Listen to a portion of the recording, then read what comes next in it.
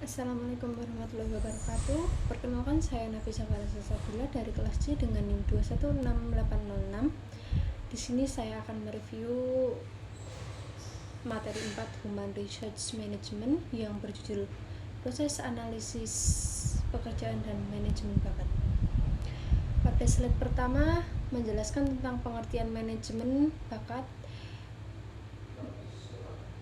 Manajemen bakat sendiri merupakan proses yang berorientasi atau bertujuan pada sasaran yang menggunakan integrasi dari proses perencanaan, perekrutan, pengembangan, pengelolaan, dan pemberian kompensasi kepada karyawan.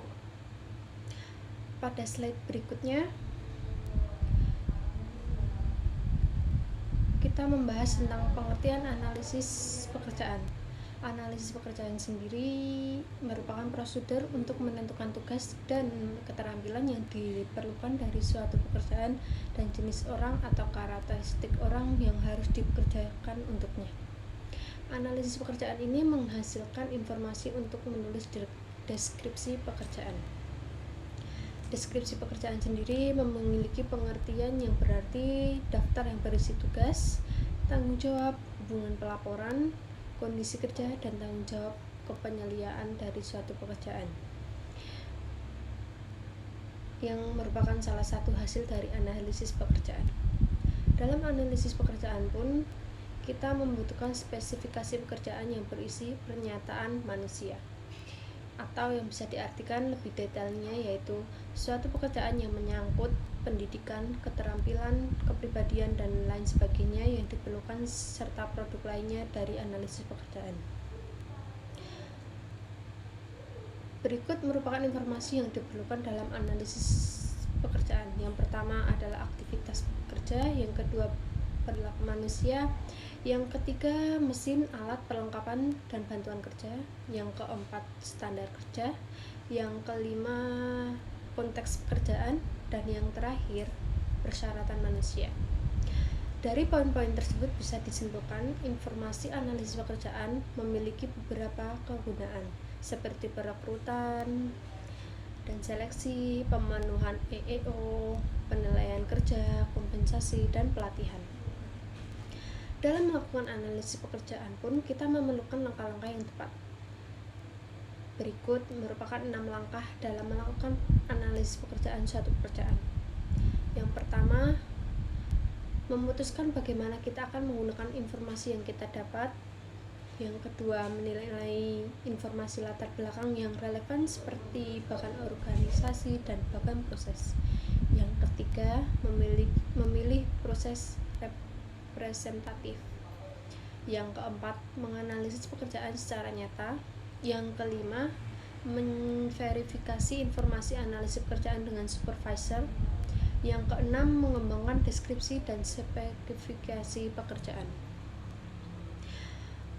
Untuk mengumpulkan informasi analisis pekerjaan pun, kita membutuhkan metode seperti wawancara terstruktur atau tidak terstruktur, kuesioner, catatan harian atau log peserta, teknik analisis pekerjaan kuantitatif, atau kuesioner didapatkan dari analisis posisi dan prosedur Departemen Tenaga Kerja. Dalam menulis deskripsi pun setidaknya harus mencakup beberapa hal, di antara lainnya yaitu 1. Identifikasi pekerjaan, yang kedua rangkuman pekerjaan, yang ketiga tanggung jawab dan tugas, yang keempat otoritas pemegang jabatan, yang kelima standar kinerja, yang keenam kondisi kerja, dan yang terakhir spesifikasi pekerjaan.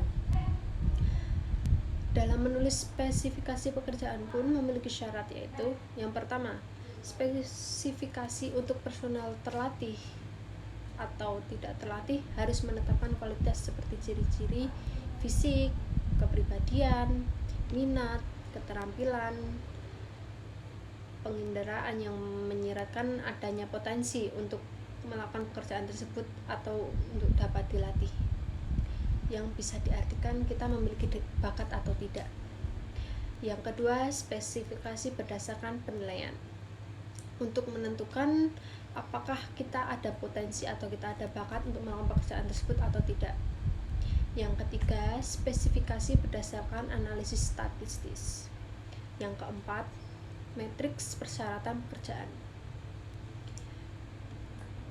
Selain itu, manajemen bakat sangatlah diperlukan karena pengetahuan dan keterampilan serta perilaku apa yang dibutuhkan seseorang untuk melakukan pekerjaan tersebut sangatlah penting. Berikut merupakan contoh kompetensi atau profil pekerjaan untuk manajer sumber daya manusia. Yang pertama, di titik teratas ada peran, di titik bawahnya pengetahuan dan skill.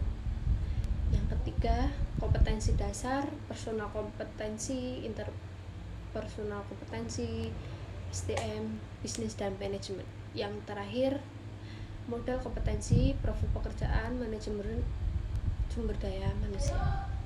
Sekian review dari saya. Terima kasih.